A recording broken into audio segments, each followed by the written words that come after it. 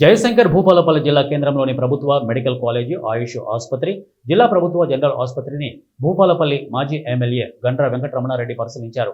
ఈ సందర్భంగా ఆయన మాట్లాడుతూ, తెలంగాణ రాష్ట్ర తొలి ముఖ్యమంత్రి కల్వకుంట్ల చంద్రశేఖరరావు, మాజీ ఆరోగ్య శాఖ మంత్రి హరీష్ రావు సహకారంతో భూపాలపల్లికి మెడికల్ కాలేజీ మంజూరు చేయించి తరగతులను కూడా ప్రారంభించుకోవడం జరిగిందని, ఇప్పటికే 3వ అకాడమిక్ ఇయర్ క్లాసులు కూడా జరుగుతున్నాయని అన్నారు.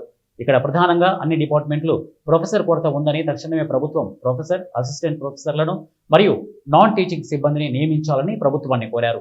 అదేవిధంగా విద్యార్థులు తమ దృష్టికి తీసుకువచ్చిన ప్రధాన అంశాలు 1 హాస్టల్ వసతి మరియు రవాణా వసతి కావాలని కోరారు. తక్షణమే ఏసీ బస్సులను కొనుగోలు చేసి విద్యార్థులకు ఇబ్బంది లేకుండా చేయాలని, అదేవిధంగా త్వరితగతిన హాస్టల్ బిల్డింగ్, మెడికల్ కాలేజ్ నిర్మాణపు పనులను పూర్తి చేయాలని, అందుకు కావాలంటే జిల్లా డిఎంఎఫ్టి నిధులు ఉపయోగించాలని ప్రభుత్వాన్ని జిల్లా కలెక్టర్ని కోరారు. అనంతరం ఆయుష్ హాస్పిటల్ను సందర్శించి ఇటీవల రాష్ట్ర ఆరోగ్య శాఖ మంత్రి దామోదర రాజు నరసింహ ఆయుష్ ఆసుపత్రి ప్రారంభించి నెలలు గడుస్తున్న నేటికి వైద్య సేవలు అందుబాటులోకి రాకపోవడం దురదృష్టకరమని ఎద్దేవా చేశారు. ఏది ఏమైనా వెంటనే ఆయుష్ ఆసుపత్రిలో వైద్య సేవలు ప్రారంభించాలని, అందుకు కావాల్సిన టెక్నికల్, నాన్ టెక్నికల్ సిబ్బంది మరియు పరికరాలను మంజూరు చేయాలని డిమాండ్ చేశారు. ఇక అనంతరం జిల్లా ప్రభుత్వ ఏరియా ఆసుపత్రి తనిఖీ చేశారు.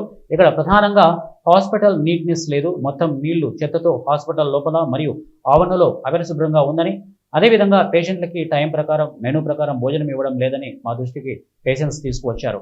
ఇక్కడ చిన్నపిల్లల వార్డుల్లో వెంటిలేటర్లు మరియు సిటీ స్కానింగ్, ఎంఆర్ఐ స్కానింగ్లను జిల్లా డిఎంఎఫ్టి నిధుల నుండి మంజూరు చేసి వైద్య సేవలను మరింత మెరుగుపరచాలని వైద్య ఆరోగ్య శాఖ మంత్రి మరియు జిల్లా కలెక్టర్ని కోరారు. అదేవిధంగా ఇక్కడ శానిటేషన్ కాంట్రాక్టర్ మరియు సిబ్బందిపై చర్యలు తీసుకోవాలని కోరారు.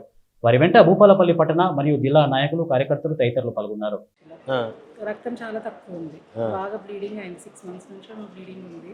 బ్లీడింగ్ అయ్యాయి, బాగా పడిపోయింది. ఆల్రెడీ 2 ప్యాకెట్లు ఎక్కించినాము. 32 సంవత్సరాలే కదా, గర్భసంచి ఆపరేషన్ ఎందుకని కొంచెం డిలే చేస్తున్నాము. బ్లీడింగ్ తగ్గితే ఇంటికి పంపించవచ్చు. గడ్డ తగ్గిపోతుందా?